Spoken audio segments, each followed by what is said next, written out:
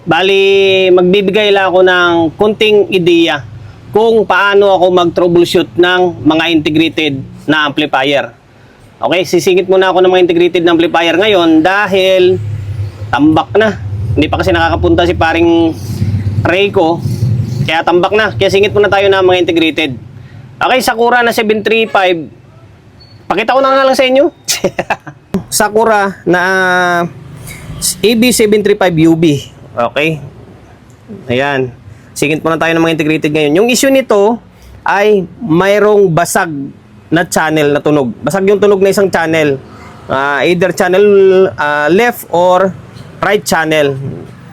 Ngayon, ipapakita ko sa inyo or ibabahagi ko sa inyo yung diskarte ko sa pagre-repair dito. Kung paano mahanap yung basag na tunog either channel right or left channel na nasa mabilisang diskarte. And then, step by step, ika nga. Okay? Ito gumagana na siya. Gumagana na siya. May nakakabit na speaker yan. Ito. Ayan, may nakakabit na speaker. And then, merong input. Ngayon, gumagana yung cellphone natin. Pakinggan nyo yung tunog niya.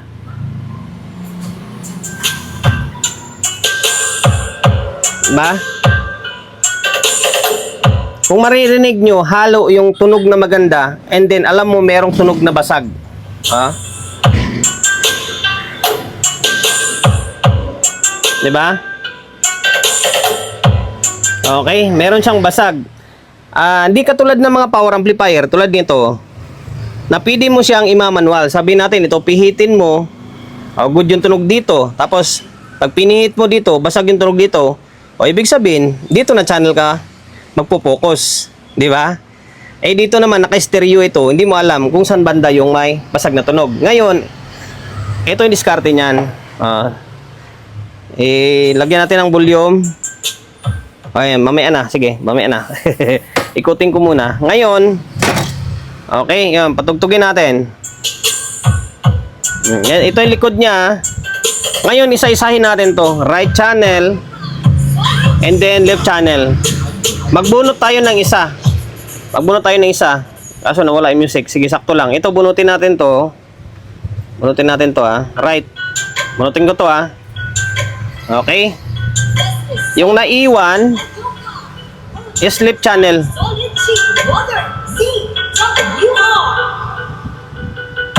Malinaw yung tunog. Malinaw yung tunog ng left, di ba? Ngayon, ibalik natin itong, palit natin yung right naman. Right yung ilalagay natin. Right yung lalagyan natin ng speaker naman. Tingnan natin kung merong basag talaga na tunog pa dito. Okay? Tira na lang ako mag-video ng integrated ngayon eh. Okay, pasensya na. One man game tayo. Ngayon, binalik ko Okay, binalik ko na yung speaker sa may right. Ngayon, volume natin. Ayan, basag,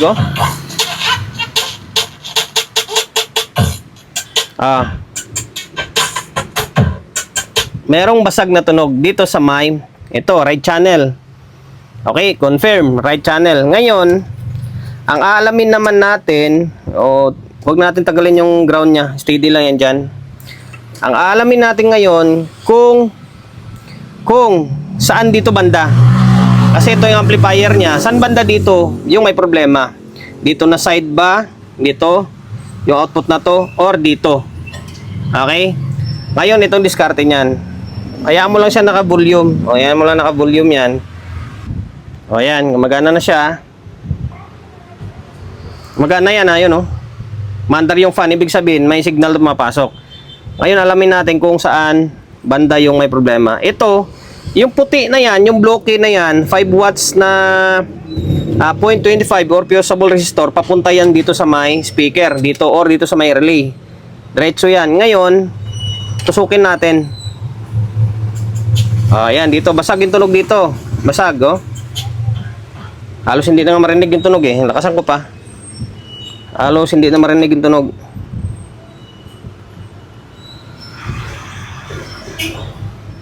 Wala, basag talaga yung tunog niya. Ngayon, dito sa may isang channel, tingnan nyo, or pakinggan nyo. Oh, dito normal.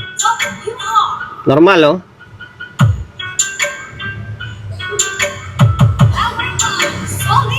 Okay, normal. Lakasan ko pa nga para mas marinig nyo. Normal. Dito, wala. Basag talaga. Basag siya, oh. Okay, basag. Basag yung tunog. Dito na channel yon. Itong output na to, 4 yan. Ngayon, yung amplifier stage niyan, dito.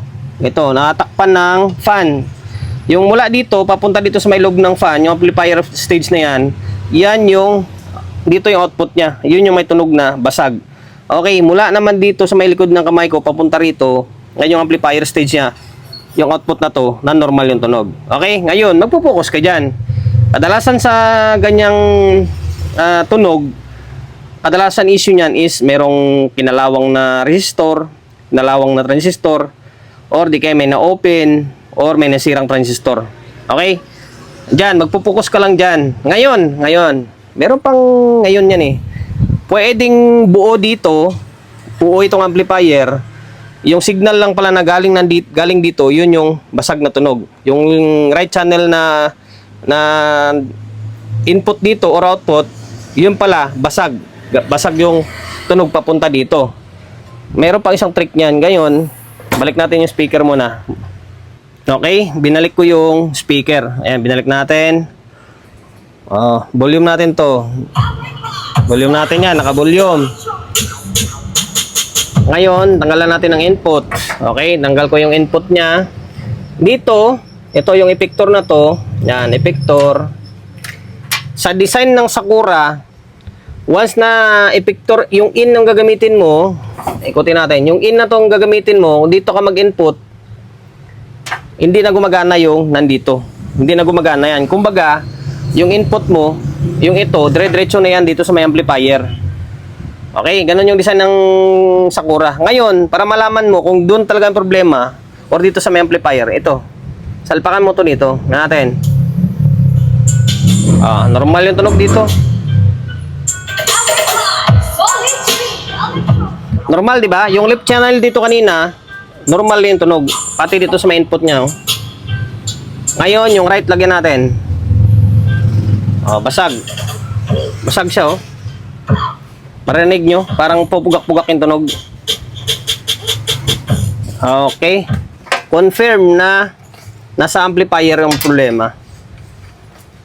Dito may problema sa may amplifier stage niya. Hindi yung sabi ko kanina nandito. Ngayon, focus ka dyan. Okay? Sana nakapagbigay idea tayo kahit sa mixing video lang kung paano ako mag-repair ng tulad dito, yung basag yung tunog. Sana nakapagbigay idea ako sa inyo. Maraming salamat.